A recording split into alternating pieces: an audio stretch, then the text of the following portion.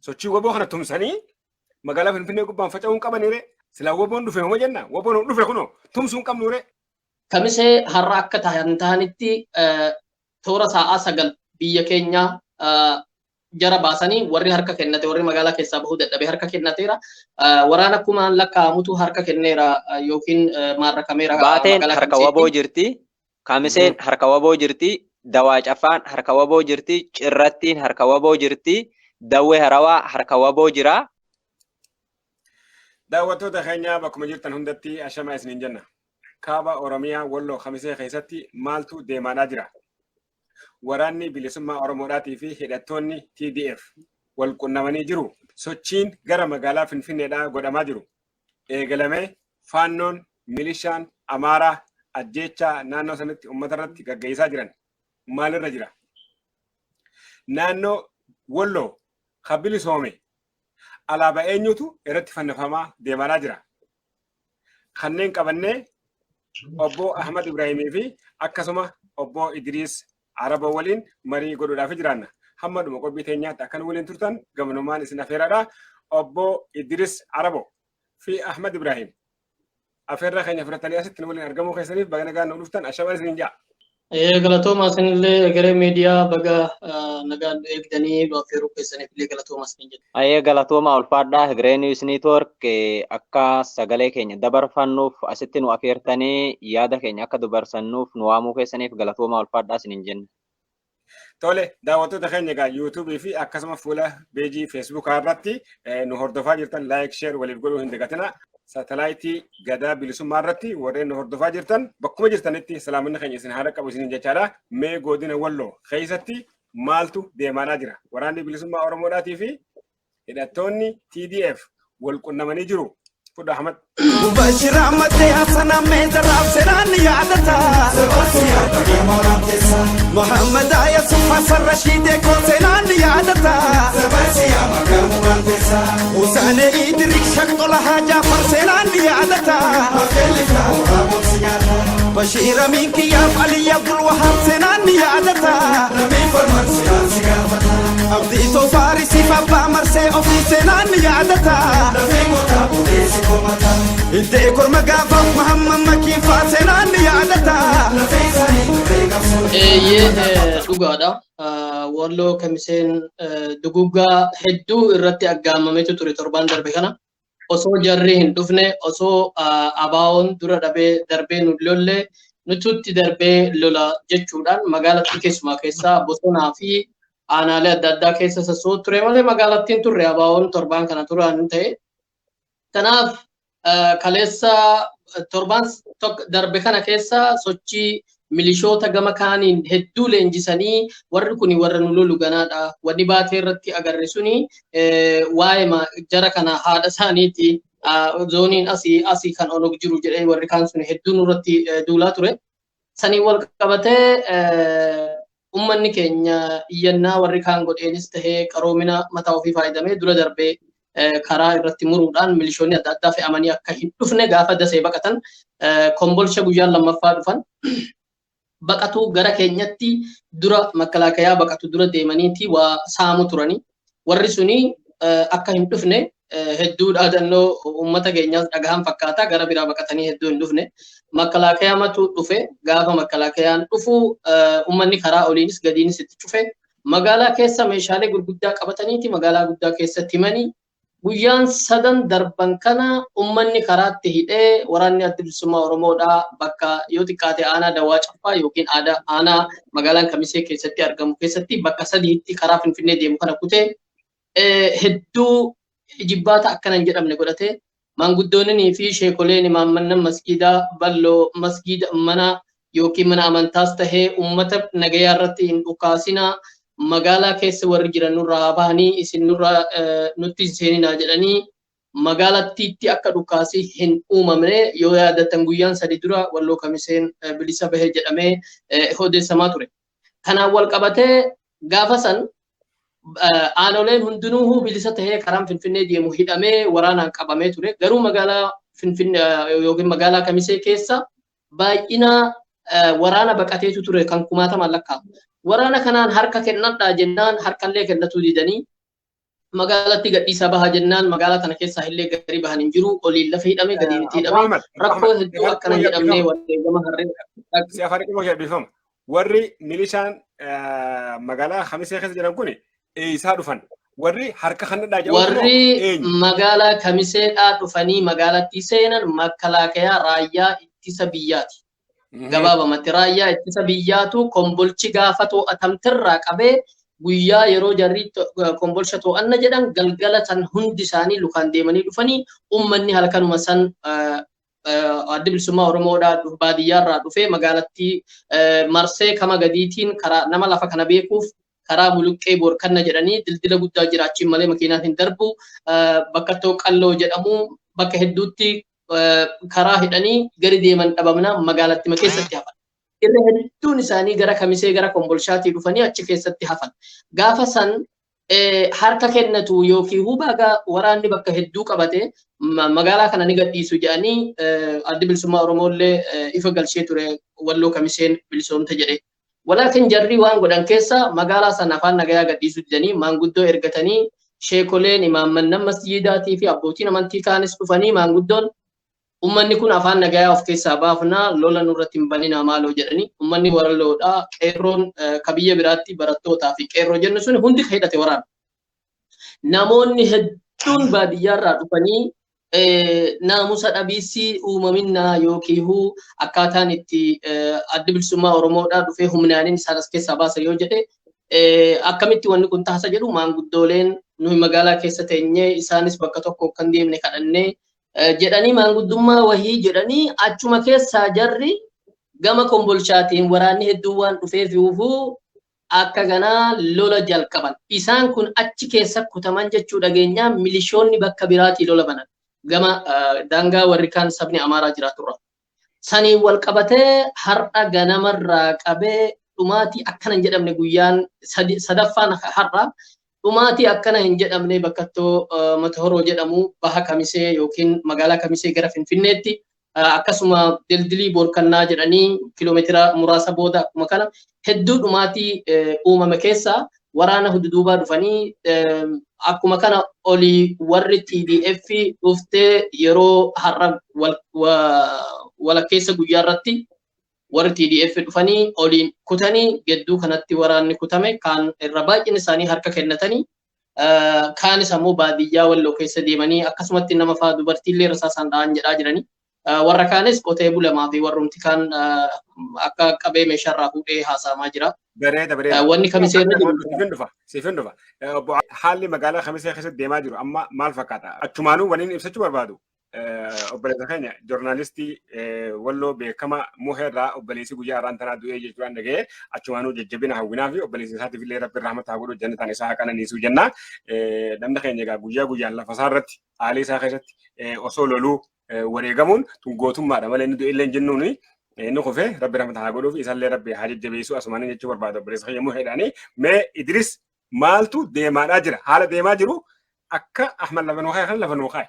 Hayyee akkuma Ahmad jedhe kana wanni Walloo keessatti deemaa jiru baay'ee ulfaataadha. Silaa akka isaan barbaadanitti silaa itti milkaa'ee uummata godina addaa Oromoo Walloo keessa jiru maqaa hin qabne itti maxxansanii hunda isaallee duguuggaa sanyii uummata keenya irra raawwachuudhaaf ture karoorri isaaniiti. Garuu uummanni keenya dammaqiinsaan of eeggannoo gochuudhaan wareegama silaa guddaa ta'uu ture san haga rabbiin isaa dandahame salphisee jira. Sanuma ta'ee Walloo keessatti maaltu deemaa jira ka jedhu akkuma obboleessi keenya Ahmad jedhu kana bulii sadan darban kana niitwoorkiin illee hidhamee uummanni keenya miidhaa gurguddaatu irra gaggeeffame haa ta'u malee alhamdulillah akka isaan barbaadanitti osoo hin taane akka isaan hin barbaannetti godinni Walloodhaa haala bareedaa irra jirti wareegami kaffalamellee akka isaan karoorfatanitti osoo hin taane salphaadhaa jechuu barbaadeeti. Maaliif akka isaan itti karoorfatan ati dhalaa, ati dhiiraa, ati waraanaa, ati uummataa ka jedhuun turree jechuu. Hundaafuu dammaqiinsa uummata keenyaafitii fi dammaqiinsa waraana bilisummaa Oromootiin wareegamni akka isaan karoorsan sanitti osoo hin taane wareegama jiddu galeessaan Walloon alhamdulillah baateenillee Kamiseenillee akkasuma aanaaleen kamisee jalatti hammataman aanaa tokko qofa yoo ta'e malee aanaan kun bilisa baheera yoo jenne ni danda'ama jechuudha. Garuu ammallee wanni kun hin xumuramne haalli isaa haala yaaddessaa, haala ulfaataa, haala walxaxaadha jechuudha. Humni hin fayyadamin hin jiru. Mootummaan Itoophiyaa kun humni inni fayyadamin hin jiru. Faannoon itti jira, Liyyuu Hayiliin Amaaraatti jira, mootummaa federaalaa akka waliigalaatti hidhattoonni federaalaa guutuun itti jira. San tahee uummata keenya irraa niitoorkii hidhanii baay'ee haala rakkisaa fi walxaxaa ture. Haa ta'uuti ammaaf haala bareedaa irra jira jechuudha. Waan inni immoo qabatamatti ofii kiyyaa bilbilaan kan hin dubbiserraallee karaa baateetiin haga kamisee irra miidhaan ga'uun geenye baateen haala salphaa taheen humni mootummaallee keessaa bahee kaabineen illee keessaa baatee kan baqattee tana buuteen ishii tahee gara ishiin gorte gaasan rabbumaa fi isaantu beekaa dhokatanii tarii baafatanii fagaatanii wanni irraa beeknu hin jiru. Waraana mootummaa irraatis ta'e kaabinoota irraa bilisa baateetti haala salphaa ta'een jechuu keessattuu aanaan baatee garuu aanaan baatee gama bahaatiin bulii sadan darban afran kana dhukaasa hamaatu dhuka'aatuma jira jechuudha. Aanaa baatee gama bahaarraa iddoo burqaa jedhamu kaambii guddaatu jira ture. Kaambii sun ni cabee kana darbee iddoo kaasaggitaa jedhamutu jira. Kaleessaaf har'a kaasaggitaa fi Elewahaa bakka jedhamutu jira. Kana jedduutti dhukaasa hamaatu dhuka'aa oolee jechuudha. Humni TDF fi waboon illee walumaan ture. Garuu har'a humna hamaa abbaan lolaa oole humna TDF miilli qabannaaf tattaaffii hamaa miille jechuun kaambii guddaa karaa Jabuutii fi Itoophiyaa akkuma waliigalaatti wal qunnamsiisu karaa guddaa waaldaa guddaatu jira, karaa walgahutu jira, karaa miillirraa karaa cifraa goruutu jira Jabuutii irraa dhufe. Karaa Hawaash Arbaarraan arma jalaan naannoo Somaalii keessaan Adaamaa fi Finfinnee qunnamutu jira. Karaa ammoo gara baatee dhufee baatee irraan godina Walloos tahee Walloo Kaabaas Walloo Kibbaas yaani dasee Kobbosha kan. Idris dhiifama itti dhufnaa mee magaalaan Kamisee Sanbateen baate harka eenyu jirti amma kana naa himi. Baateen harka waboo jirti. Kamiseen harka waboo jirti. Dawaa Cafaan harka waboo jirti. Cirrattiin harka waboo jirti. Dawwee Harawaa harka waboo jira. Kasanbatee kuni humni waboollee qaqqabu kasanbatee kuni humni waboollee qaqqabu hin mirkaneeffanne akka kiyyatti haga ammatti humni waboollee hin qaqqabne jechuu akka kiyyatti hin mirkaneeffanne tarii qaqqabuu malaa jechuu.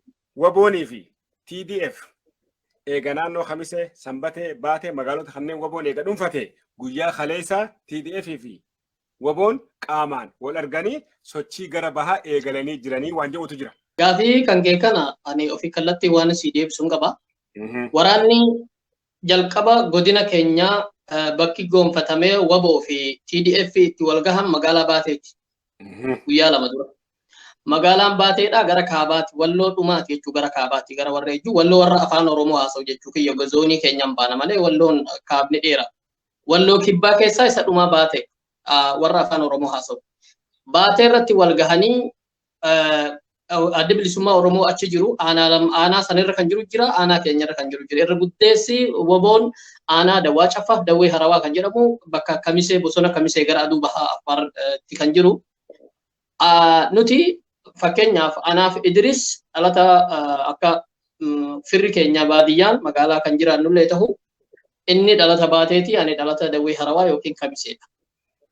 Akkaataatti beeknutti dura darbee jarri duun dhufin bakki irraa waboon irra hedduu socho'ee Arxummaa fi Dawwee jedduu karaa qaxxaamuree yookiin karaa mataa jara kanaarra muree gara Finfinnee deemu irratti osoo TDF olii hin dhufin amma gaafa TDF dhuftu Baatee irratti wal gahanii Baatee irratti warri wal gahaniin woboma kaaba san achi jiraatudha aanaa san amma kaleessa osoo TDF kombolcha gaafa ishiin dhuunfattu Kamiseen illee asumaahi woboon karaa Finfinnee irratti kutame karaa kana kutuu irratti wareegama hedduutu kaffalame halkan dhukkaasa halkan walirraan citintu godhame guyyaan sadi san irraa qabee karaan cufameera akkan siin jedhe san magaalaa Kamiseedha gadhiisuu waraanni dide kaambiitu achi keessa ture kabaqateetu kumaatamaan kan lakkaa'amudha. didee jennaanii marsanii achumatti dhukkaasni wareegamni akkanan jedhamne kan har'aafaa akkumaatu amma nu haasawutu kana obboleessa keenya muheen faan obboleessi muheedhaa faan har'a wareegamanii kamiseerra kiiloomeetira muraasatti gara Finfinneetiini. Waraanni gara baqatu dhabnaanii uummata hedduu fixe. Uummata baay'inatu lola har'a ture irratti namoota 1000 lakkaa'amutu hirmaate ilmaan walloodha. Tumsa woboodha jechuudha. Uummanni kaanillee uummanni hidhataa waan ta'e. Achirraa qabee amma haala waraanni ammarra jiru waan si himu kamisee har'a akka ta'anitti toora sa'aa 9 biyya keenya jara baasanii warri harka kennate warri magaalaa keessaa bahuu dadhabee harka kennateera. Waraana akkuma lakkaa'amutu harka kenneera yookiin maarrakameera magaalaa kamiseetti. Alaabaan dhaabbateera.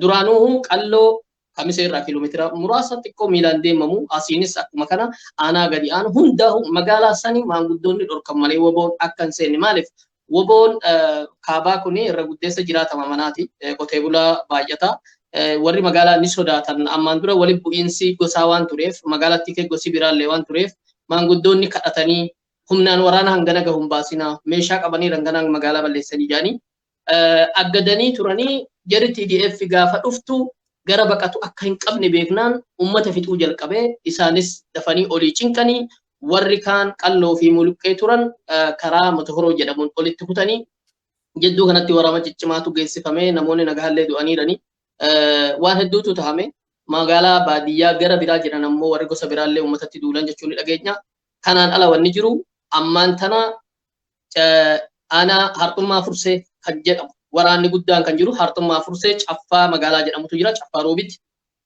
gara jaarraa yookiin kaarra qorii walakkaa kana jira waraanni guddaan gara finfinnee gad darbee jechuudha. Gama amma ustaazuwanniin haasawuun karaa miillee jechuun karaa sadiitu walgaha karaa gurguddoo karaa wallo kibbaa deemu baatee dhufu Jabuutiirraa qaxxitaa baatee deemu kan finfinneerraa dhufee Jabuutii deemu Awaashirraa kan naannoo Amaaraa gara kaabaa walloo kaabaa deemu Cifraarraan ol gara Waldiyaa deemu karaan afurtu walgahee miille darba. Miille qabame jechuun Jabuutiirraa Finfinnee deemuun hin jiru. Miille qabame jechuun Jabuutiirraa naannoo Amaaraa deemuun hin jiru. Silaafus to'annoo TDF jala jira suni. Kana jechuun bahi Itoophiyaadhaa qabame jechuudha. Karaa biraatiin magaalaa warra Heebanoo jedhamtu asii oliin gara Darraa walloo zoonii Oromoodhaa gara aduu bahaa lixaati. Gara kaaba Shawaa yookiin kaaba Shawaa gara Nuhirraa gara lixaatti karaa kanaanis akka qabataniiran himanii. Kana jechuun walloo guutumaa guututti harka waboo fi TDF akka jirtu waboon silaa walloon kaabaa harka jara harka TDF jira. Walloo kibbaa harka wabootii fi harka TDF jira har'aan kana tartiiba hedduu haasawanii magaalaa Kamisee mana mareetii fi magaalaa bulchiinsa zooniidha alaabaan Oromoodha dhaabbateera. Kana isaanuu haasaa turanii alaabaan naannoo Amaaraa buufamee kan dhaabameera. Maanguddoonni mana mariidha eegaa turan suni uummatatti as rakkabanii maqaniirani. Mana marii magaalaa tamiiti. Kamisee zoonii jechuudha. Okay. Asirratti waliin si gaafadhu jira dhiifama guddaa. Amma waboonii fi TDF wal arganii qaamaan sochii gara bahaa eegalanii karaan Finfinneedhaa Jabuutii dhaqu karaan Jabuutiidhaa baatee deemu cufamee akka jiru natti himti. Bareeda. Miillee hin cufamne achirra dhukkaasa jabaa jira hin cufamne jechuun to'annoo jalaa jala hin jiru jechuu malee tajaajila kamuu kennaa hin jiru. Maddii fi taantii walittuma jira. Bareeda. Wallo akkuma hundi keenya waliin beeknu maaliif osoon gara Idrisin tarkaanfanneen kana sii dhufa gabaabinuu naa deebiftaa wallo bakka sadii jira. Tokko Raayyaa fi Agaboo Tigraay jala bulaa jira. Kamiseen Oromiyaa jala bultii. Dasee fi Kombolchaan naannoo Amaaraa jala bulaadhaa jiranii naannoo sun hanga amma bilisoomte. Lafti lafa Oromoodhaati 91 Amaaraa kan namte malee. Alaabaan Amaaraa eegachirraa buufame alaabaa eenyutu chirra fannifamee jira gabaabinuu kana naa deebisi. Eessatti? Dasee fi Kombolcharratti. Ijoollee teenya kan woboo keessa jirtu ka godina keenyaa malee Dasee fi Kombolcha irratti sochii akkamii qabdan jechuu quba hin qabu hin sobu. Wanni siyaasaa jiru waan qabatamaan itti gaafatamatti fudhadhu baatii gaafa dhufan daqiiqaa tokko osoo hin dhaabin baandiraa kan alaabaa kan adda bilisummaa Oromootiin jijjiirame ummanni gadi bahee boo'ee waan hunda fixatee sodaa jiru waliin utuu jirullee kamisees har'a sa'atii tokko duun turamin yeroo jarri dhuftee magaalaa jarri harka kennatee magaalaatti ummati walitti dhufe warra TDF tu kara oliitiin dhiheenya magaalaarra jira isaantu immoo meeshaa gurguddaa qaba isaantu olii gadi dhufe hedduu rukutee magaalaa keessatti warri Oromoo akka jenne sani yeroo tokko magaalaa ol seenanii yeroo jarri harka kennate walumaan dhaqanii jaarsolee guurratanii alaabaa kan godinarra ture buusanii alaabaa adda bilisummaa Oromoodhaa dhaabanii kana jecha anaga itti gaafatama fudhadha. Kana waan kamitti waan kombolchaa fi daseedha ammoo odeeffannoo hin qabu akkam bulchiinsa akkam godhanii maal isa jedhu odeeffannoo hin qabu. Ulfaadhu akkasuma naa ture. Tole obbo Idris dhiifama sirra hin dhibaayee amma gaa dhageessee jirti. Mee sochii amma uummanni Oromoo Wallootii fi Afar yeroo yerootti wal sussuufuudhaa jira. Afar mootummaan wajjin dhaabbatee TPLF waraanaadhaa ture. Amma gaa Walloon akka jirutti godinni Walloo woboodhaa hudeeggaree naannoo hedduu kunoo harka isaanii jala galfatanii jiran. Gara Afariin dhiibbaan isin dhuftoo jira. Gaafii bareedaa gaafii gaafatamuu qabu kaastee uummanni keenya dhugaa dubbachuudhaaf uummanni keenya yoo humni addaa Afarii kun itti dhufee duraan humni addaa Afarii kun warra mootummaa wajjin dhaabbatee Tigraay lolaa ture amma immoo uummanni Oromoo Walloo waboof TDF wajjin waraana mootummaa ofirraa qolachaa jira. Humni addaa Afar kun yoo itti dhufee ofirraa qolachuuf hagam qophiidha isa jedhuuf uummanni keenya duraanillee Afarii wajjin humna addaa Afarii wajjin duraanillee wal lolaatuma ture. Wareegama qaqqaalii irra kaffalaatuma ture ammallee wareegama qaqqaalii kaffaleetuma daangaa isaanuma eeggataa jechuudha.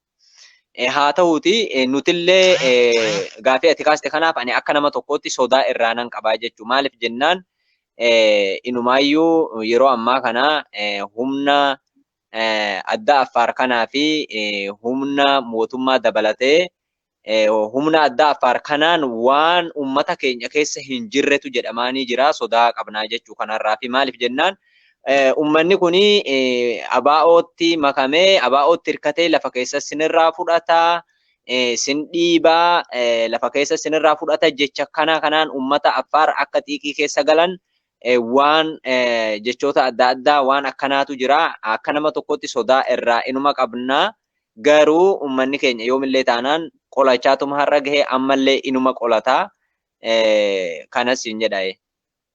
Bareeda. Maaliif hedduu kanatti si bira laafaadha. Guddatee garuma Ahmadiin gaafiidhaan deddeebi'aa dhiifama si gaafachaati. Obbo Ahmad mee dhimmi Afar kuni hedduu yaaddeessadha. Maaliif amma Abiyyi Ahmad kun akkuma amma suuraa kanarratti agarrutti isaan kana hedduu itti fayyadamaa jira.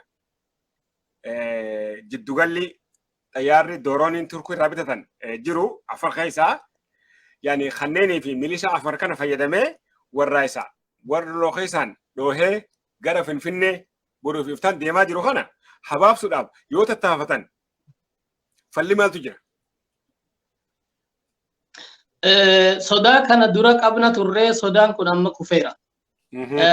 Lafni nuhii fi isaan jedduu jiru jarri TDF karaan itti dhufte karaa saniin gaafa woboon kaaba baatii irratti bakki haasawaa jirru kuni baatiirraa gara aduu bahiisaa naannoo Affaarii kiiloomeetira hedduudha. Karaa fagoodha. Kanaafuu karaatu jira ture godina keenya jalarra ka deemu karaa adiitu jira ka Awaash isa karaa guddaa achi gadi hin taane suni fagoodha amda guyyaa tokkootiin irraa yookiin konkolaataadhaan sa'atii hedduudha jechuudha. Kanaaf waraanni isaanii kan jiru karaa magaalota Affaarii akka Samaraa akka Miillee akkasiiti malee asitti iffatte lafa Saharaarra jiraatu malee humaan jiru. Silaa loojistii duubaa qabaatanii nuhittis dhufuu danda'a jennee sodaa hedduu irraa qabna turre.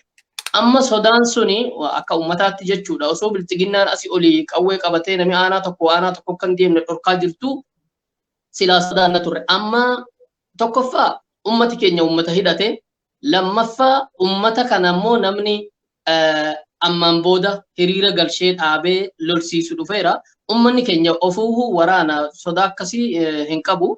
Isaafis ammoo bakkirraa sodaatamaa ture karaa miillee sanirraahi konkolaataadhaan gara aanaalee jiddu galeessaa baatiis tahee gara daawwee bakka jedhamutti dhufan jennee sodaanna turre. Suni amma karaan nuhi fi Affar jedduu jala Affar keessa deemu jira ture karaa konkolaataa. Karaa suni hidhameera amma. TDF fi Woboon Kaasaggita bakka amma jennu suni achi. Kanaafuu achirraa karaan gara keenya dhufu citeera. Garuu sodaan ati jettu kuni aanaalee gara siiduun taane aanaan tokko hafeera amma jiillee dhumuugaa kan jennu yookiin shanan jiillee karaa shawaaroobitti dhihaatu. Waraanni har'aa fi boru deemsifamu keessatti inshallah lafni Oromoodhaa gara bahaatiin lukaan deemama waan ta'eef tura malee sa'atii tokko keessatti sanbateenis to'annoo jala ni oolti jedhee yaadan ture. Garuu waraanni hedduun magaalaa Haxaayyee fi Kaarraqqolee jedhamu waan asii jiruuf bilchiginnaan lola hawaadhaa yookiin qilleensarraattis akka waan godhee ni dhagaha. Suni yoo xiqqoo takka karaarra konkolaataadhaan deemuu waraana Woboo fi TDF sanbatee dhaquu dhorke lukaan akkuma bare jarri oliis warri Wobootis lukumaan deemuudhaan beekamu lukaan itti deemanii Oromoo shanan jiillee guyyaan tokko lamaan kana keessa bilisa ni baasan jedheetii yaada.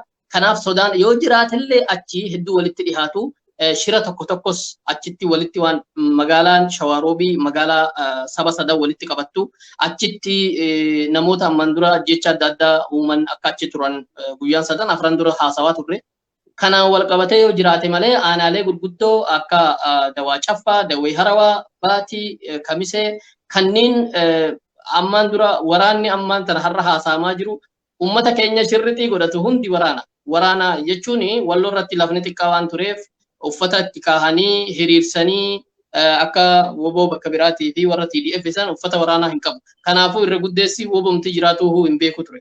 Har'a garuu namoonni wal bilchiginna ajjeesaa turanii ajjeesaa dheengadda warruma dalgoo hidhatu ajjeesaa turanii nuti kaardiin isaanii nu bira jira akka Woboo ta'an ni beekna nama hedduuni. Kanaaf waraanni walloo Kamisee irra jiru bakka biraatiif kan sodaachisuudha malee kan biyyattiif sodaachisuu miti tokkoffaadha. Lammaffaa sabaaf akka saba tokkootti saba lolu makkalaakayaan Itoophiyaadhaa hanga xiyyaara waan haarawaa waan isii himu xiyyaara yeroo sadaffaa ka amma halkan kana mirkaneeffannee bakka rukute xiyyaara ta'ee fi misaa'ila lafaa ta'eedha. Magaalaa Kamisee gara aduu galgalaatiin yookiin gara milishoonni warra kaanii jiran tokkoon akka lafa rukutanii yookiin dildilii wayii rukutan jechuudhaan dhagaha. In mirkaneeffanne ka amma guyyaa har'aa yeroo lama moo sadii xiyyaaraan samirraa akka rukutanii kanaa dadhabanii jeenaraalonni meeqa harka akka kennatan warri TDF ganaa maqaa isaanii yoo baafte isaan irra hedduu isaanitti harka kennatan jechuu dhageenya. Ummati Kamiseedhaatis kana boodan waraana dhufetti kennine jedhee biraa maqeera. Waan kana malee jiru waraanni har'a ummata keenya ingahaa gara biraa deemaa jedhameeniiti dhaabamaa jira baay'ina ummata keenya qawwee qabatanii gadi bahuun dhorkamaa ture waan meeqa. Bareeda. Hedduu amma duratti gaafiin si gaafadha keessatti siif himuu gaafiin gaafadha keessatti osoo waraanni naannoo biraa jiru naannoo keenya kana dhufee eegalee hawwinaa jettanii turtanii hawwiin sun gaarra isin dhugoomee jira anilleen hedduun gammadee waraanni Oromoon wallorraa eegalee hasaare amma dura takka argamee hin beeku meesaniifuu gara Idrisiin dhufa obbo Idris na dhageessa amma gaafii gabaabdumaan si gaafadha. Amma naannoo bilisoomte kanatti sabaa fi sablammoonni Oromoon yoo naannoo isaa kana dhuunfatee abbaattee nu cinqa jedhee warreen hiraaranii. Nan dhagaa. Kanneeniif maal dhaamtu Oromoon gaafa beelaa, gaafa cinqii, gaafa gabrummaatu nama miidhin gaafa bilisoome. Gaafa abbaa biyyaa ta'e nama ni cinqa. Galatoomee kana uummanni keenya sabaaf sabalammoota nu bira jiran ni kunuunsa malee uummanni keenya uummata nama dararullee miti uummata saba biraatiifillee sodaa ta'uun miti. Duraanillee sabaaf sabalammoonni ni jira kan afaan Amaaraa dubbatan ni jiranii Horgobbaan illee ni jira sabaaf sabalammoota hedduutu jira. Hatta uummatum Affaar kanahu booda kana hammaate malee dubbiin jajjabaattee isaanis konkolaataa irraa buusanii faa magaalaa keessattis rukutuu fuunaan uummanni keenya xiiqii keessa sheene malee gaafa daangaarra wallolaa gaafa gabayaa bu'u gabayaa keessan nagahuun wajjin oolaa ture uummanni keenya sabni biraa waan sodaatullee isaan hin qabu saba biraatiif waan sodaatu hin qabu jechuudha. Waboollee tahee naamusa qabaa TDF illee tahee naamusa qabaa ummata keenyallee yoo tahee naamusa qabaa jechuu barbaadeeti saba biraatiif wanti inni sodaatu hin jiru garuu warri immoo hujii ofii beekuu keessatti warri hujii ofii beekuu sodaan itti uumamuu mala sodaatee dheessuullee malaa jechuudha. warri hojii ofii beeku. Garuu warri bilisaa suni warri waa tokko harka nagaa miila nagaa warri nagaa suni wanti sodaataniif illee hin jiru, wanti isaan irratti ta'ullee hin jiru jechuu barbaade. Hedduu naa galatoom hedduu ammallee asmarratti amma gaasochiin gara imala magaalaa Finfinnee kuni eegalamee jira. Milkiidhaan akka xumuramuuf ummanni Oromoodhaa gara dhihaatiinis jiru, gara bahaatiinis jiru, gara kaabaatiinis jiru, gara kibbaatiinis jiru.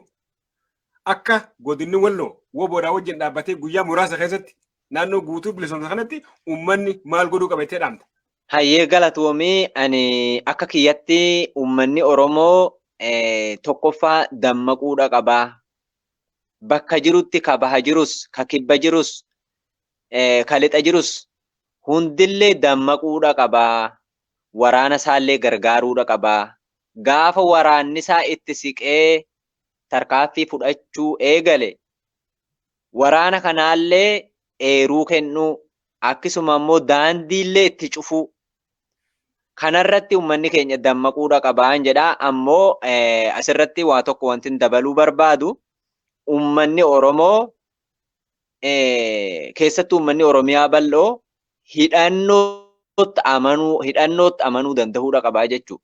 Godinni Walloo godinni aanaan torbatuun hidhannoo waan qabduuf mootummaan naannoo Amaaraallee jilbifachiisuu dadhabee kan naannoo Affaarillee jilbifachiisuu dadhabee hidhannoon mirga ofii daangaa ofii kabachiisachaa jiraachaa jira. Uummanni Oromiyaa hidhannoo hidhachuu danda'uu qaba. Dirqama waboon makamuu qofa osoo hin taane akka uummataatti hidhannoo mataasaa hidhachuu danda'uudha qaba jechuudha. Maaliif jennaan gareen Saatanaawu Dirree Dawaa keessatti waan garee Saatanaawu jedhamu Dirree Dawaa keessa waan obboleeyyan keenya godhaa turan quba qabnaa jechuudha. Akkasuma Baalee Goobbaa keessatti waan godhaa turan quba qabnaa jechuudha. Asallaa keessa waan godhaa turan quba qabnaa jechuudha. Uummanni Oromoo Oromiyaa keessa jiru Oromiyaa biyya hammana bal'attu keessatti Amaarri wanni xixiqqaan gurmooytee hidhannoo waan qabduuf yeroo kana magaalaa Oromoo gurguddaa keessatti akkana uummata gootu maaltu namatti dhagahama. Kuni waan hidhannoo hin qabneef yoo hidhannoo hin qabaanne kabajaallee hin qabdu jechuudha. Kanaaf uummanni keenya imala gara waboon gara Finfinnee jedhee amma baase kana imala gara Finfinnee jedhe kana milkeessuudhaaf deeggarsa diinagdeellee ta'e deeggarsa yaadaallee ta'e deeggarsa eerullee ta'e waan barbaachisu hundaan cinaa dhaabbachuudha qabaan jedha. Kana caalaa waa'ee waraanaa siyaasa'uudhaaf ani miseensa waraanaatiin mii deeggaraadha maleedha nan deeggaraa dhaaba Oromoon hundillee jaalatuu nan jaaladha nan deeggara garuu miseensa waraanaa mii kana caalaa waa'ee waraanaa irraa himuudhaaf mirgallee ittiin qabu dandeettiillee ittiin qabu jechuudha. Garuu uummanni keenya hidhannootti amanuu danda'uu qaba. Yoo hidhannoo hin qabaanne kabajaan hin jirtu. Uummata Tigraay kanarraa barnoota guddaa fudhachuudha qabna. Tigree miidhaa guddaa nurraan gahanii turani. Garuu namni tokko nama tokko jibbiteefis dhugaasaan dhoksini si miidheefis dhugaasaan dhoksin bakka barnoota irraa fudhatutti barnoota irraa fudhadhu hidhannoon dirqama. Kanan jedha galatume. Bareeda ulfaadhu. Abbo Ahmad gara keetiin dhufaa gara dhumaatis deemaa jirra. Nus isinis dhimmi nuti irraa haasa'u dhimma uummataati. Dhimma waraana irraa haasa'uudhaaf mirgallee ittiin qabnu heerrillee nu daangeessa. Ammoo godina Wallootti wayita waboon magaalaalee hedduu dhuunfate uummanni bahee isa deeggaruun Oromoo biraafillee akka fakkeenya ta'u isa kanaan isaafillee kaasee mee asirratti maal naan jedhe isa tokko. Inni lamadaa magaalaa Finfinnee keessa Oromoota hedduudhaatu jira. Har'a magaalaa Finfinnee irratti command post yookaan state emergency labsanii nama hidhaa guurudhaatu deemaa jira. Oromoonni magaalaa Finfinneedhaa sochii amma hundi namaatu gara Finfinnee jedhamu kana deeggaruudhaaf maal godhuu qabarree mana galanii mana tattaa'uu qabanii Oromoonni Finfinneedhaa. Wanni nuti mirga waraanaa keessaa hin qabne waan tokko qofaadha. Abaluu haa ajaju abaluun hin deemin kallattii akkasii malee akkas hin deemin jechuu qofaa malee hundi keenya waraana. Akkuma warri kaan biyya jiguuf yooni mootummaa irraa jigne biyya jiga jedhanii har'a biyya kaasan labsii warri kaanis nu gochuu qabu keessaa tokko isa kana. Tokko lammaffaa falmii abaawoon falmu keessatti hunduu waliin falmina jennee hanga dhaabbannutti waan tahuu qabnu akka ummataatti gaafatuu mirga qabna. Akkanatu tahuu qaba. Tanatu deemamuu qaba. Jennee fedhiin ummataa gahee guddaa qaba. Asirratti ummata Oromootii waan hin himuun qaba. Warri qarriffaa Oromootti qarate adda bilisummaa Oromootii fi warra har'a wajjin jiru kana dirree siyaasaatti ganaa wal midhaan.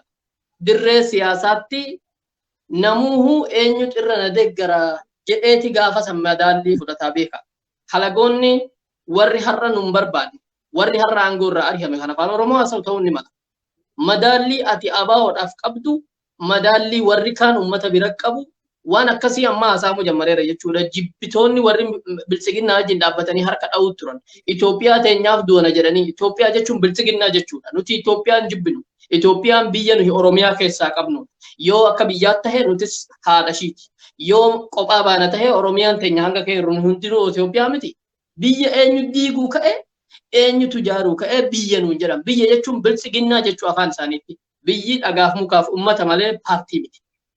Lolli baname uummata irratti miti. Nama tokko namijeessa hin jiru har'aa kamiseen yeroo biltsiginnaan kee jirtuu fi yeroo biltsiginnaan keessaa baate akkam akka tahe akkamitti akka namni haadholeen keenya shunkurtaa bitatuudhaaf gadi bahuu sodaatanii turani har'a kolfaa fi waan addaa malee humaan jiru jedhanii nu himaa turan hamma sa'atii muraasa amma kamisee magaalaan eega bilisaa'e magaalaa keessi jechuu kiyya naannoon ishii guyyaa sadi ga'eera. Kanaan wal qabatee wanni jechuu barbaadu wanni har'a nuti ummataaf goonu wanni nuti har'a akka ummataa taanee deeggarsa waraana kanaa goonu mirga guutuu qabna. Woboon bakka kanaa deemee nurraa loluu qaba. Woboon bakka kanaa nu dirmatuu qaba. Woboon karaa sana deemuu qaba jennee akka ummataa gaafatuun gaafii keenya. Isa barbaadan deebisanii isa dadhaban dhiisanii isa immoo hin galleef jedhanitti nu dhiisuu mirga isaaniiti. Kanarratti waan jechuu barbaadu waa'ee kana gargaarsa kana dhaabbatuun har'a kana waan hedduu nurratti haasa'amaa jira. Fakkeenyaaf walloo kamisee akkas jedhe walloo warri adda bilisummaa Oromoodhaa walloon bilisa baateetti jedhe karaa ofiitiin woboon walloo bilisa baaseeraa jedhe godina. Warri kaan karaa biraatiin quxuxurii keenya jala oolchineerraa jedhe. Kana jechuun maal jechuudha? Dilii qooddatu irratti rakkoo uumame kana faa'idamanii gama kaaniin woboon fardamaa TPLF isaantu dhufee moosisee isaantu akkas jedhee jechuu jalqaban. Warri kaan ammoo jarri ofuu wal quban qabdu jechuu jalqaban. Achirratti waan kana haqiiqaa jiru dubbatuu qabna. Dirree waraanaatti walloo irratti akka wajjin waraanuu jiran argaa jirra. Nuti uummata achi keessa yoo achi ofii ala jiraannee beeksisa qabnaa ni beekna. Waa'ee siyaasaadhaa boru dirree siyaasaatti wal madaalan. Waan kana bira darbe nuyi kanarraa dubbatuun dirqama. Ummata keenya eessaan akka deemuu qabu akkamitti akka hidhatuu qabu waraana uummatarraa ijaaramaa jiru malee waraana biyya namaatii dooniidhaan yookiin xiyyaaraan fe'amee dhufe. Simarratti Ahmad si afaan qabu yaab dhiifama. Amma uummanni walloo wanni guddaan nama gammachiisu nullee onnee nu qabbaneesse tokko isa kana. Uummanni walloo woboo wajjin dhaabbatee guyyaa muraasa keessatti lafa guddaa kana woboon akka dhuunfatu godhuu kana. Inni ani sirraa barbaadummaa akka dhalataa wallootti Oromoota bahaatiif, Oromoota kibbaatiif, Oromoota dhihaatiif maal daamtani sochii woboo kana tumsanii magaalaa Finfinnee gubbaan faca'uun qabaniire amataa gadaan woboonya silaa woboon dhufe homa jenna woboon dhufe kuno tumsuun qabnuure isa kana inni si gaafadha. Waa tokko si hima asirratti waan faayidaan kanaa qabuun si hima. Waraanni makkalaakayaan Itoophiyaa hidhate kuni kan seeraan ajajamee deemu kuni osoo isan taane warri biraa hoo jedhanii warra hoojisan tokko jiran warra faannoo jedhansa. Kumaatama warra lakkaaman dheengadda dasee dhufanii osoo baqatin dura namoota saba biraa afaan san malee afaan biraa haasa'u hunda ajjeesuu jalqaban. Jarri suni kamisee osoo dhufee namoota 10,000 lakkaaman ajjeesuun ni mala jedhamee tilmaamamaa ture. Ni dhaqnaa jedhanii turan. Walloo kamisee uummanni isaa hidhataadha. Uummanni isaa lolli takka kaanaan nama hin dhiisu jennaan takkaan isaanii osoo karaa kaanitti hin cufamin baqatanii deeman. Ragaadha kuni. Faannoon tokkichi kombolsha baqate kombolsharraa gara biraa baqate karaa kamiseedha miilaan hin dabarre konkolaataan hin dabarre tokkoon isaadha. Maaltu san godhe? Uummanni kun gargaartoota jara kanaati. Gargaartoota gidama shanee nuun jedhan. Gargaartoota shaneeti. Kanaafuu achi dhaqanii loluun hin danda'amu milishaadhaani. Maal malee humna guddaa dhaabicha loluu danda'u yoo dhaqe malee. Kanaaf kana jechuun lafa ammaan tana waan barreessaa turan tokko sa'aatii tokko lama dura baatiirraa ka'ee kamisee waggaa takka malee karaa gudii tana kan deemee waraanni kun achi gahe gargaartonni waan jiruufi. Kana jechuun Oromiyaa gaafa seene biyya Onog Shaneen keessa leellifamutti warra kaantu kana jedha beeki.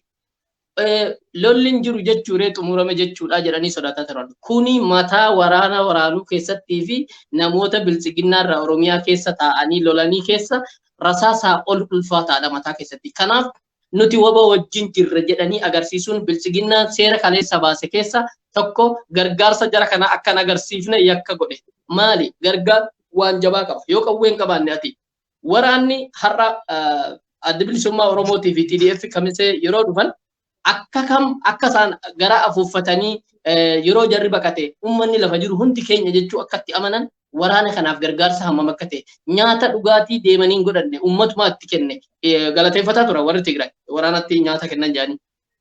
Kanaan wal qabatee gargaarsa lafaa qabda jechuun waraanni Abiyyi Ahmad gaafa Maqalee gadhiisee deemu yoo yaaddattan uummatatu nu lole. Waraanni keenya xiqqoo ta'ee deemullee dadhabe. Makanaazii gurguddaadhaan maleedha. Namni 10 nama fakkaatee deemee namatti ka'a. Akkas jedhan jechuudha. Waraanni akka WBO akka TDF waraanni lafarra ijaarramee mootummaa kuffisu waraana uummata keessa ijaarramedha. Humna bakka gahetti yoon fudhanne galaa guddaa baattatee deemuu fi konkolaataa addaa waraana hanganaatiif hin jiru. Kanaaf gargaarsi uummataa qawwee qabaatu qophaan dirqii miti. Dhaqxee isaanitti makamuun inni kun dirqama keeti. Yoo kana dadhabde bakka jirtutti karaa qopheessuu informationii isaanii kennu informationii qabaniin amma irra guddeessa Walloo Kamisee irratti waraana isaan bakka tokko kaasanii malee warri kan nutti hin duulle hin dandeenye illee duulu guyyaa har'aa qophaadha kan duulan warri milishoonni kaan isaanuu kan warra wajjin jiraannee dhagama kaaniiti. Waan akkasiiti gargaarsi jabaan lafni warra Walloo kaabni warra Walloo yookiin godini Oromoo Walloo akkanatti kan dafee kana jalaa bahuu danda'e. Godinaaleen adda addaa yookiin aanaan tokko tokko amma qawween tokko tun dhukka'inuma yeroo godinni kufe jedhaniin achumaan kaabineen dhokatte achi duraanuu wanni biraan jiru achumatti hafe. Halaas. Kanaaf gargaarsi uummataa murteessaadha. Ammallee uummata Oromoo bakka biraatti waan hin dhaamuu barbaadu. Abaa'oon ati har'a jalan dhaabbatiin maddiin dhaabbatiin boruu halagaan biraas ganaa ka'ee Itoophiyaa walitti qabna jedhee dhaabbata. Gaafa san sihiin madaalaman humni kan kee fedhiin kan kee boru kaayyoo gahuudhaaf madaalliin isaan qaban madaallii uummata kana biraa hammam qabanii sodaata.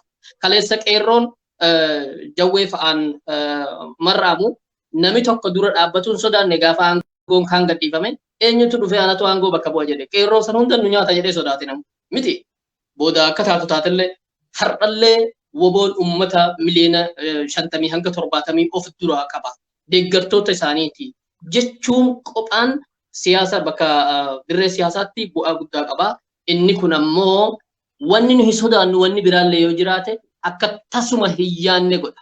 Warra nuyi waan nuyi sodaannu san yookiin namoonni tokko tokko ifa baasanii dubbataa jiran.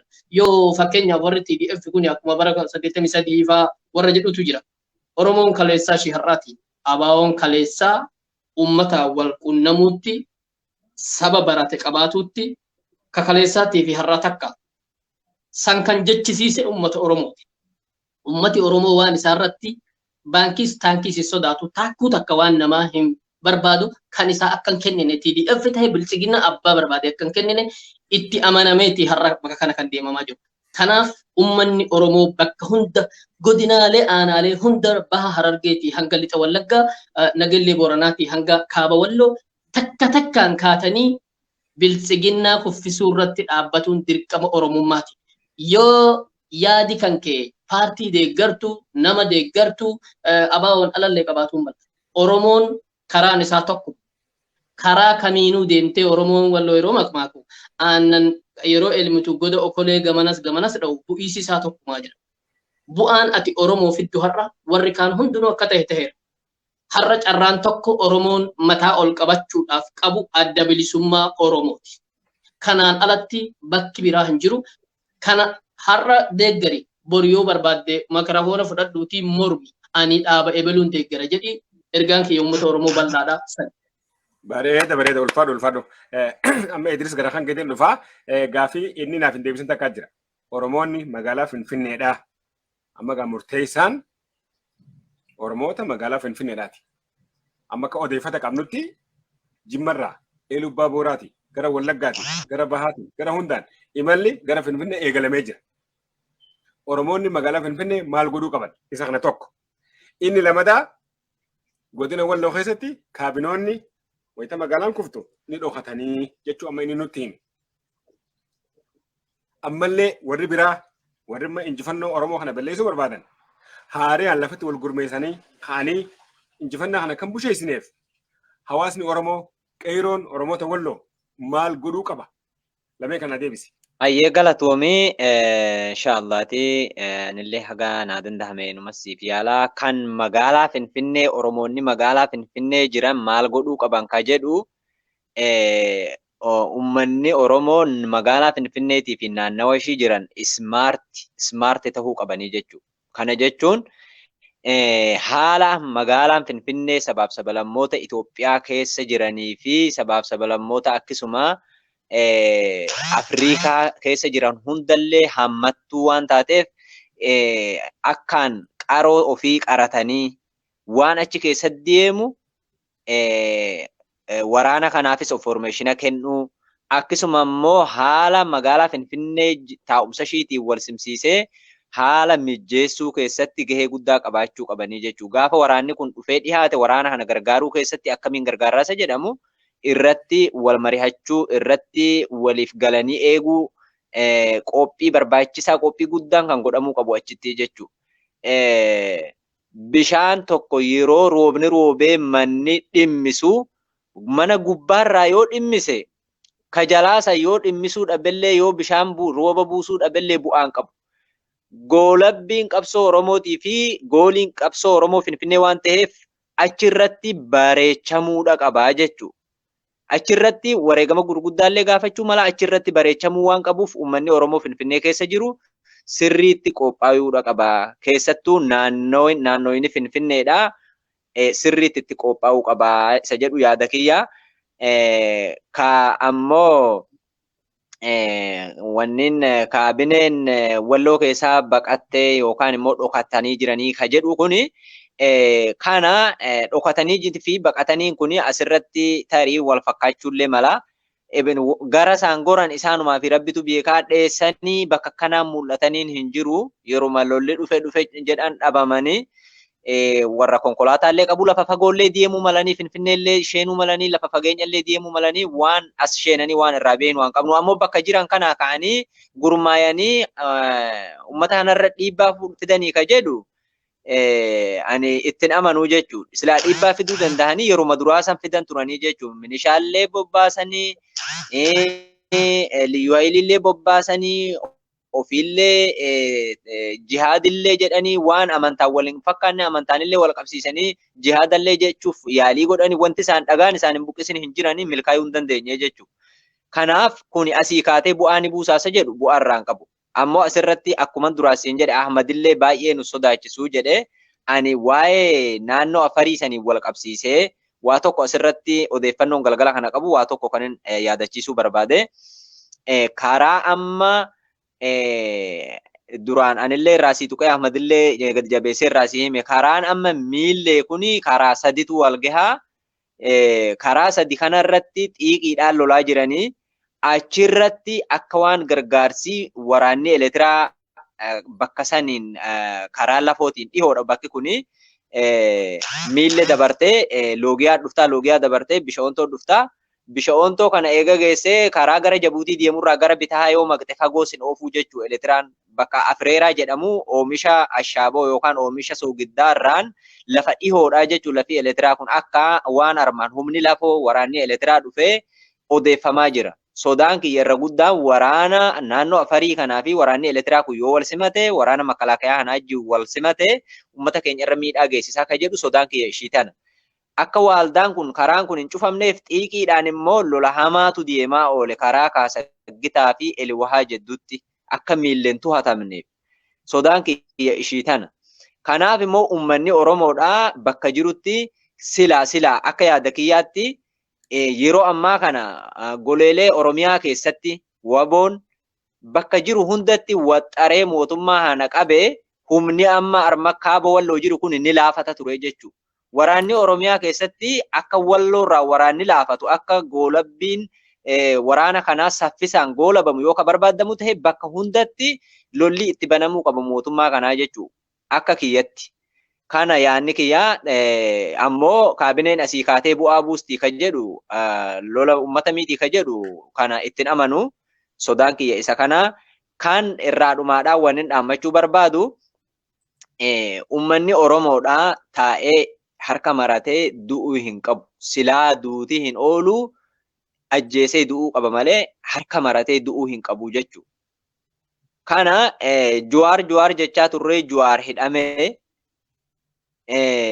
nuti maal goone inni nuyiif jedhamee qaallitti jira nuti maal goone Hacaaluun ajjeefamee nuyiif jedhee Oromoof jedhee wareegamee maal goone nuti waan qabsaa'onni nuu ta'an kana nuti Oromoon akka hawaasaatti maal ta'uufi jirra goolabbiin wanni kun akka bareedu akka miidhagu gochuudhaaf hagam takka qophaa'aa jirra hagam takka gahee keenya bahachaa jirra of gaafachuudha qabnaa jechuu koonsartii goonee wallisee dhiichisuu waa xixiqqishoodhaan gammachuudhaan of wallaaluu waan akkisiisan keessaa bahuu qabaa ismaarti tahee ka darbirraa barnoota fudhatee gara fuula duraatti akka wanni akka 1990 takka yookaan 1983 suni akka nutti hin deebine qabsoo Oromoodhaa goolabbii dhumaa godhuudhaaf uummanni Oromoo itti qophaa'uu qaba. Waraana kanarrattis gatee taa'uu doon taane ofiisaatii akka amma Ahmad jedhe san nuti waraana kanarraa kana barbaannaa hireen keenya kana ta'uu qabaa jedhee uummanni waraana kana gargaaruu irrattis yoo gargaarte waraana kana dubbachuunis saalfachiisu gargaaruu irrattis dhiibbaa irra gochuu irrattis sagalee ofii yaada ofii kennachuu irrattis uummanni Oromoo biyya alaa jirus gahee guddaa taphachuudha qaba ka biyya keessaa illee gahee guddaa taphachuudha qabaa jechuudha. Kanaaf keessattuu waa'ee paartiilee siyaasaa heddummina isaaniitii fi akkuma amma Ahmad jedhe san aannan saawaa yeroo elman kagamattis faca'u kagamanattis faca'u bu'isisaa tokkuma akka jedhe san haga Oromoof yaadaa jiranitti haga Oromoof qabsaa'aa jiranitti yeroo ammaa kanatti Oromootti kan hafuura horee jiru waraana kana. Dhaabbileen kaan walitti dhufanii ijjennoo tokko yoo hin qabaanne uummanni Oromoo simachuullee hin qabu qeebaluullee hin qabu harka rukutuufiillee hin qabu jechuudha. Waa xixiqqoodhaan gammachuun of wallaallee waan gurguddaa nu harkaa bahuutti jira jechuudha. Amma bara 2018 waa xiqqishoodhaan gammannee harka tumnee wanni silaa firiin qabsoo Oromoodhaa kan uummanni silaa nyaachuu qabu kan silaa uummanni firii qabsoo isaatii tikfatee kunuunsachuu qabu san gammachuu xixiqqoodhaan dhiichisaan nu harkaa ba'e akka akkis hin taane yeroo hunda boolla tokko keessa yeroo 2-3 iddamuu osoo hin taane wanti sun akka akkis hin taane uummanni keenya qophii barbaachisu gochuu qaba. Waboon illee qophii barbaachisu ijjennoo cimaa tokko qabaachuudha qaba. Keessattuu immoo waa'ee walloo qabsaa'ontas tahee dhaabbilees tahee waa'ee walloo irratti gadi fageenyaan in hojjetamne ni sodaatama. Waa'ee walloo dubbachuun waa'ee walloo dubbachuu sodaatamuu qabu jechuudha. Yoo walloon Oromiyaa jalatti hin deebine yookaan yoo walloon kililii mataasaa of danda'e hin qabaanne Oromiyaan illee nagaan argattu, walloon illee nagaan argatu, Itoophiyaan illee nagaan argatu jechuudha. Humni Oromiyaadhaa kan akkaan tikfamu kan akkaan jabaachuu danda'u yoo walloon yookaan Oromiyaa jala galee yookaan kililii mataasaa of danda'ee ta'ee jechuudha. Mootummaan kuni gaafa jijjiiramni dhufellee jijjiiramni tokko walloo keessatti hin dhufne maqaanuun wanni tokko illee hin dhufne jechuudha. Kunillee ka walloo kunillee xiyyeeffannoo keessa galuu qaba.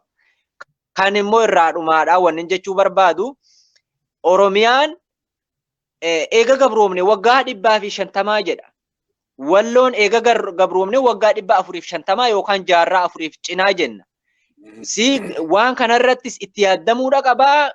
Gabrummaan Oromoo kun maaf bakka lama qoodame maaf wal simsiisamuun dadhabame maaf walitti araarsuun dadhabame yookaan waggaa 450 Oromoon walloo cabe san gabrummaan Oromoo tokko Oromoon guutumaa guutuu gabroomne yoo jenne maa gabrummaa walloon himattu san hin himanne yookaan immoo walloon qaama Oromiyaa miti moo gabrummaa walloon waggaa 450 lakkaawwattu kuni Oromiyaan bal'oon maaf hin lakkaawwanne. Wanni kunillee wal simsiisamuu dandahamuudha qaba. Hayyoonnillee yaada waan kana bu'aa waan kanaatii fi miidhaa waan kana Oromoon nuti kan gabroomne kutaan kun waggaa hammanaadhe kutaan kun waggaa hammanaa kan jedhu kuni wal dhayuu hin qabu jechuudha. Oromoon eega gabroome eega duullis duguggaa sanyii irra baname Oromoon cabsame waggaa 450 waggaa 400 irraa haga 450 himanna nuti akka wallootti Ka Oromiyaa sun 150 kan himatu suni cabiinsi walloo sun cabasaan miti moo miidhamni walloo sun miidhamasaan miti. Kana itti yaadamuudha qabaan jedha galatoome sirra dheeresse. Sirri ulfaadhu kuni dhimma hayyootaan furmaata argachuu qabu. Mee gaamma Ahmad gara kan keetiin dhufa ammallee dhimmi magaalaa Finfinnee kuni murteessaadha. Maaliif Idris gaafa woboon seenee kaanii woboo simachuu qaban jee ani gaafin kiyya kanaa miti. Osoo woboon hin dhufin kaanii fincilanii magaalaa jeequma jeeqanii akka woboon dhufuuf lafa tolchuutu isanirra jiraa yaadachuun qaba. Kanarratti maal dhaamtame ati? Maaliif uummata guddaadhaa jira jaqeessa mattawaqaa fidaa maarree fidaadhaan duruu uummata cinqaadhaa jiranii. Waa'ee Finfinnee lolli magaalaa keessaa lolli fincilarra jabaan hedduutu jira. Lolli fincila hedduu ittiin uuman hedduutu jira. Namoota dalagaa mootummaa harkaa qabantu jira. Namoota haduuddaa yookiin dhukkubbii Oromoodhaa qaban. Namoota har'aa wanni adda addaa harka isaanii jirutu jira. Oromoon lola namni Finfinneedhaa keessa Finfinnee magaalaa keessa warri jiran. Fincila addaa uumuudhaaf gaafa woboodhaan walitti dhihaatan akka warri walloo godhe. Warri walloo gaafa kombolchi qabame TDF dhufee duubni keenya diinni nuti nufituuf barbaadu dhufee nurra darbee yookiin kombolchaa fi walloo kamisee wal bira waan ta'eef TDF warra nu gargaaru waan ta'eef jedhee duruma darbeetti ka'e. Uummata kaasee bara fincila yeroo dura woboo bosonaa dura uummatatu loluu jalqabe. Achiin booda woboon dhufee karaa kutee dhaabbate. Kana jechuun yeroo sirraa barbaadamutti fincila dhumarratti inni suni. Amma hoo maal gochuu qabda? Inni hojii mootummaa keessa dalagdu maal gochuu qabda? Yoo dandeesse konkolaataa butii bakka woboon jiru geessi. Yoo dandeesse waan biraa goota. Yoo dandeesse kan bakka informationii kennuu dandeessu, iccitii kennuu dandeessu jiraatte iccitii kenni. Dhumatteetti wanni ati godhuu dandeessu hin jirtu yoo yaada mataa keetii yookiin haajaa dhuunfaa tahe haajaan dhuunfaa kabaruuti irra si jira siifisa yaa abbaa dhuunfaa yoo warra kaanis ta'e. Inni itti aanu mootummaan kun maal akka godhu jiru bakka jirtanii yaada saaxiluu hanga dandahame mana hidhaa seentee sitti cufamuurra karaa dandahamuun deemuu yaaluu gaafa dubbiin dhihaatte sodaan har'a mataa keenya keessa ijaarame kuni diiggatuu qaba. Fincilli nama magaalaa akkuma magaalaatti waan hedduu warra magaalaa keessa jirutu beeka. Keessa magaalaa akka Finfinnee namni saadhaa Finfinnee keessaa gadi baheetu waan biraan beeknetu jira. Kan achuma keessa dhalatee haamata meeqachi jiraata. Kanaaf warri murteessoon warra daangaa Oromiyaa bulchiinsaa fi Finfinnee irra jiranidha. Warra zuuriyaa yookiin daangaa Finfinnee irra jira. Oromoota Finfinnee kan qarqara magaalaadhaa yookiin daangaa magaalaadhaa jira. Isaan suni waan hedduu godhuu danda'an. Magaalaa tana waraanni eessa akka jiru garam akka deemuu fi gaafa kallattii sanitti lolli banamu duuba waraana diinaa kan uummata kiyya jedhee dugda sitti kennee achi garagale duuba waan hedduu godhuu dandeessa. Waan akkana hin jedhamne godhuu danda'a. San irratti gargaaruu fincila cululuqaa boruma nami lama qawwee kaasee mootummaatti yoo ka'e magaalaa keessa jira duuba loojistii takka hin qabu rakkoon irra gahuu mala. Kanaan wal qabatee inni sodaa dhiisuudha mootummaa. Sodaan akka waan mootummaan kun kan Finfinnee kan biraa ta'ee kan biyya biraa baqatu jiru kan biraa ta'e kanuma wallorratti baqatee akka miskiinaatti qawwee biddeenatti gurguratee deemaa jiru kana kan sibiras jiru. Nama salolutu achi hin jirree achitti mootummaan nu biratti miskiina ta'e mala. Sheekoleen teenya kamiseetti dheengadda nama sinitti baqate ni rifanne ruhii teenya baafanne hogganoonni keenya nurraa ajjeefaman kumni hammanaa waan nyaannu hin qabnu qawwee teenya tana tiraanspoortii nu jijjiira warra jedhu akkamiin ajjeeftan jedhaniiti uummata garaa laaffisanii warri woboodhaa tarkaanfii fudhannee hunda isaanii harkaa kennanii meeshaa haa fidanii jennaan meeshaa gudii kana warri kaan hiikkatuu yaala qabu jedhanii gara laaffisan siniif galee mootummaan hangana laafe ammaan tana lakkoofsa hedduu baadiyyaa keessa miilaan deeman ijoolleen akka nama damma barbaaddatu yookiin waa bade barbaaddatu midhaan boqqolloo keessa deemanii qawwee barbaaddatan ijoollee walloo waraana hammana laafeeru mootummaa hammana laafeeru Abiyyi Ahmad qubaan qabuun seehina akka baqatu jiru waraanni isaa hoggana dhabee akka deemaa jiru. Kanaaf lafa Affaar irratti kan amma mootummaan isaa jabaatee akkas lolaa jiru uummata lafa jirutu isa gargaara. Agartanii uummati lafa jiru gargaaru ati ani taankiin qabu jedhin taankii si huma. Waan ati gootu taankiin hin godhu akka uummataatti. Kanaafuu gargaarsa dandeessu hunda isaan ni faayida informationii kennu waan addaa kennu loojistii waan dandeesse kennu waan isaan bira dhorkame kennu waa'ee uummata tajaajiluu keessatti ambulaansota godina Walloo Kamiseedha kaabinoonni qabatanii badanii isa jedhu dhagahaa jira waan akkasii agartee osoo uummanni dura darbee hirriibaa ka'ee raate ambulaansiin eessa dhaqa maaliif namni ambulaansii sanitti qaxaramee shifeera jira nama ambulaansii san quba qabutu jira hundi bitamaa yookiin hundi warra kaan miti kan oromummaaf dhukkubsatu as keessa jira ambulaansiin uummataa bakka akkanaa deemaa jira jedhee himee raate ambulaansiin hin baqatan turan dhukkubsattuu durba jedhanii wayaan maranii kaabinee ambulaansiidhaan qabanii deemanii jedhan amma dhabamee ambulaansiin gara deemin beeknu jedhanii hospitaalli himataa jiran agartanii rakkoo akkasii uummanni magaalaa saaxiluu danda'a waraanni bosonaa dhufu kana quban qabu waan hatamaa jiru quban qabu informationii ati kennitu malee caasaa ammaan dura jaarrateeru hanga danda'amii malee kanaafuu ati caasaa inni bilaasha jaarrate taataaf jechuudha kan inni kaleetti eelee maallaqa kafalee waan addaatiin jaarratee mootummaa keessaa qabuun ala ati bakka hundatti kuni hatamaa jira eebelu tana bahaa jira jettee himtee fiiti uummata taata jechuudha namni magaalaa dandeettiin inni godhuu danda'u isa kana inni dhuma gaafa waraanni finfinnee irratti baname bakka jirtu sodaa dhiiftee waraagama barbaachisu kafaltee gara uummata kee gargaaruutti mana cufattee teessee warri kaan hamma waraanni kaan dhufu inni kunis ganaadha turu xiqqoo zarafnaa jedhanii mana kee deemanii nama zarafan warra akkas ta'u hin tahin warra mana cufatee taa'ee zarafamu yoo taane warra waraana kan keetii wajjin dhaabbatu ta'e mataa kan kee ol baas yoo danda'ame warri magaalaa walakkaa jirtan jara walakkaa jirtan gara qarqara magaalaa Finfinnee warra Oromoodhaatti makamaati. Of eegaa san irratti dhaabbadhaadha gargaarsa warra kanaa akkanatti godhamuudha qaba jedha Oromoo bakka hundaa wanni kun yoo godhame ummata jechuun waraana akkana jedhamne kan ati qabeenya duutti hin baasin kan ati osoo hidhannootti hin hidhin gabaabamatti waraana godhattu jechuudha.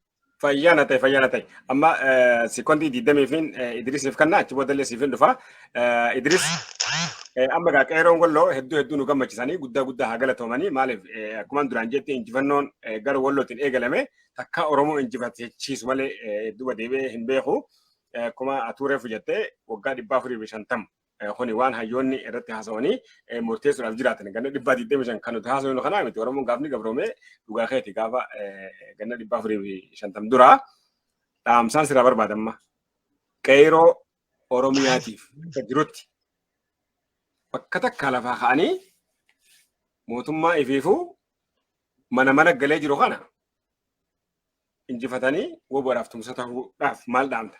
Qeeroodhaaf maal dhaamtu gabaabinumatti? Kana kan hin jedhu du'ichin oolu eega du'ooniin oollee kan sodaatamullee du'aa kan hin oollellee du'aa waa godhanii uummata isaaniitiif bu'aa buusanii wareegamuu qaban wareegamnillee hin oollee jechuudha.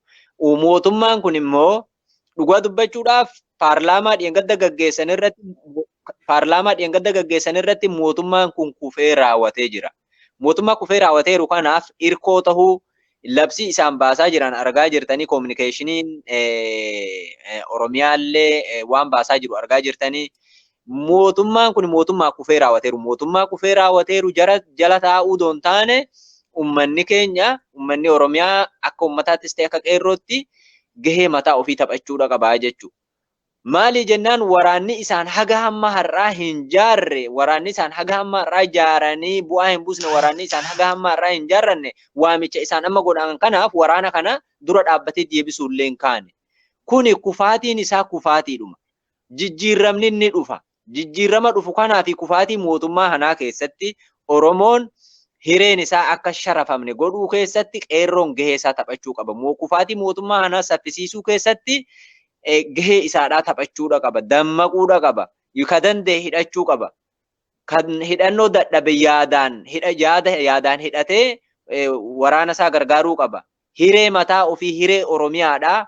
Itoophiyaadhuma tana jechuun Oromiyaadha yoo jenne ni dandeenya jechuudha. Yoo Oromiyaan hin jiraanne Itoophiyaan jirti jedhamuun hin danda'amu jechuudha. Magaalaaleen gurguddoon wanni adda guutuun Oromiyaa keessatti argama. Biyya tana kadhaabee lafee dugdaa ta'ee deemanii jiru Oromiyaadha. Kanaaf Oromoon akka guddina lafa isaatiitii fi akka guddina sabaatti hireen isaadhaa kan kanaan dura argatee hin beekne hiree isaa san argachuudhaaf qeerroon yeroon isaadhaa amma ka danda'e wabootti dabalamuu, ka danda'e diinagdeen gargaaruu, ka danda'e yaadaan gargaaruu hunduu ka biyya alaa jiruu fi ka biyya keessa jiru gahee mataa isaa taphachuudha qaba.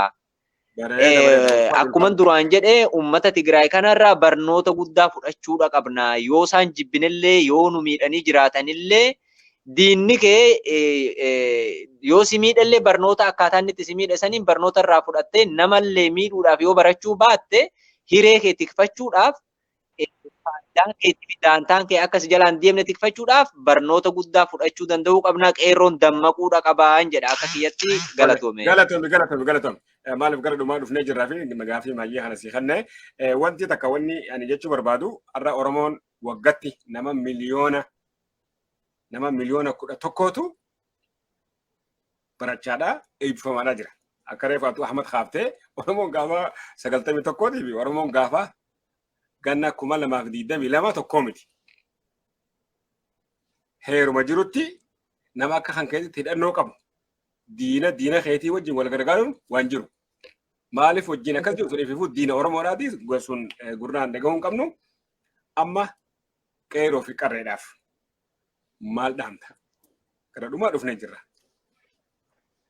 Gara dhumaatti yoo dhufnu wanni dhaamu qeerroo Oromiyaa hundaaf biyya koo godina koo irra dhaladhe irraa qabe.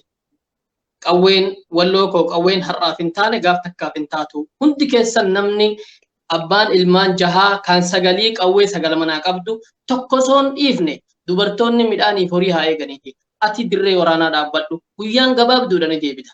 Oromoota Oromiyaa hundaaf utaalee meeshaan irra hin jirre yookiin meeshaan wal hin beeknes ni jira.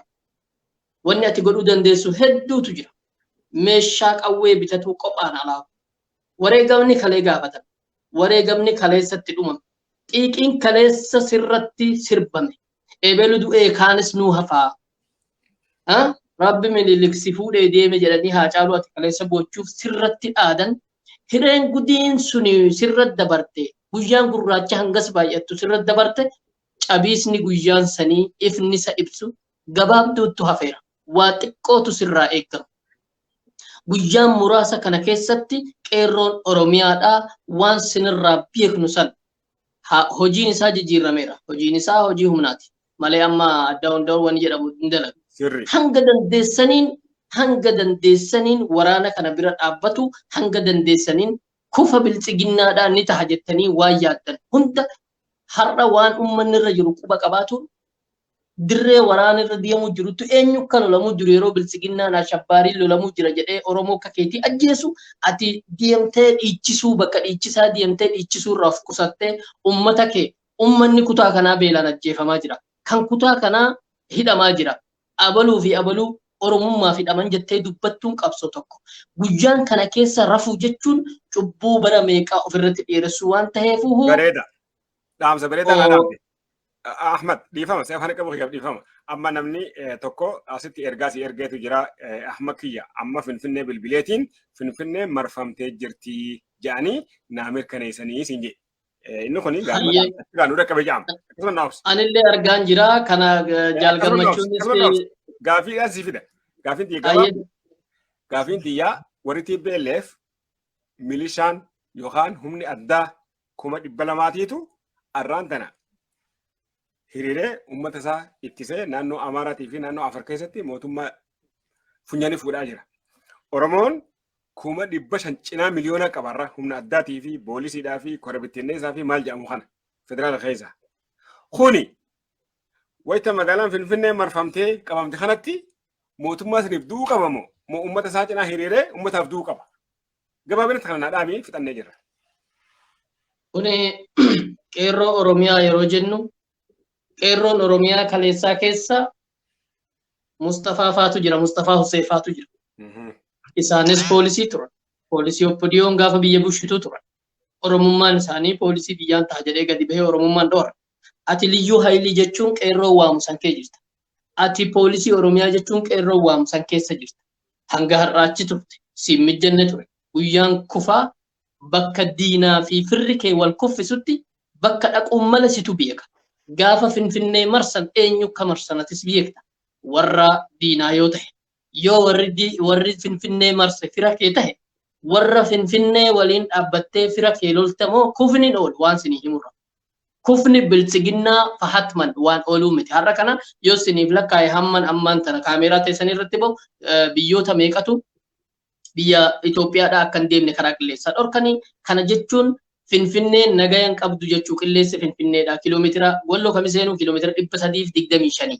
Amma as bira dabarree kiiloomeetira meeqa deemaniira. Sanbatee fi Shawaroobiin haasofnu suni misaa'illi nu qaqqabuu danda'a jechuudha. Kana jechuun kufiisni bilchiginnaaf hafiisa hin qabu. Kana hin shakkina. Warra oppidiyoon addisuu araggaa mataa sin guutee nuti ganaa injifanna jedhu maqalee qabatu saaminti nu hafeefaa warra jedhu kolfaa dhiisa hawaasa. Inuma dhaggeeffatina. Wanni sinii dhaamuu Finfinneen har'a Oromoodhaan hin dhuffatamin bu'aa jiraata. Warri kalee Madagaskar irraa dhufte nuun jedhee aangootti kennametu har'a Finfinnee irra jira ragaa qaba. Ati Itoophiyaa miti warra siin jedhe. Itoophiyaan sin goyyomsin, Itoophiyummaa sin goyyomsin. Oromoon biyya isaatiif, Oromoon eenyummaa isaatiif gaaf tokko gadi jedheen biyya koo Itoophiyaa jigsuu irraa si yaada takka qabu.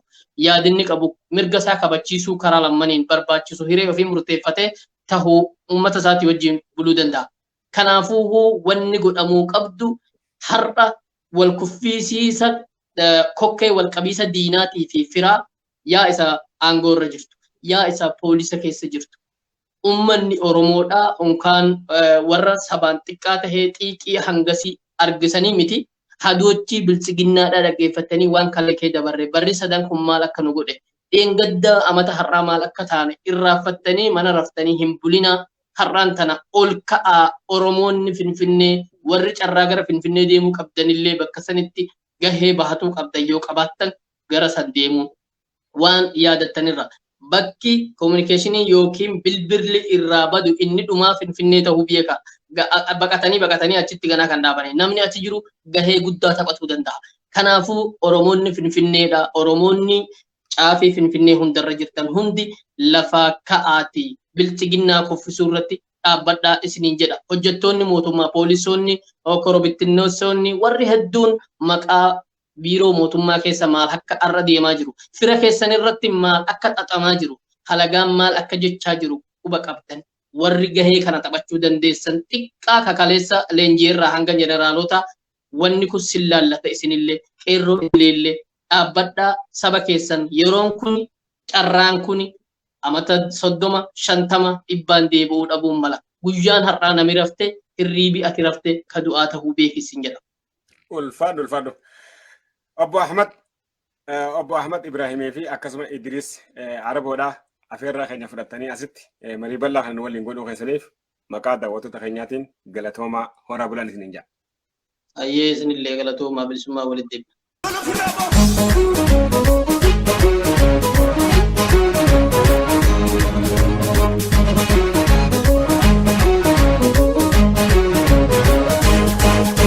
Sodatin malee sodatin nalisi sodatin nuf dirmadhaa jedha sodatin lammiin bakka jirra sodatin waamicha sabummaa sodatin tokkummaan hakaanoo sodatin diinaa nama nyaatu sodatin morma shee hajjeroo sodatin gabroon fataa diinaa sodatin hundeef habuudha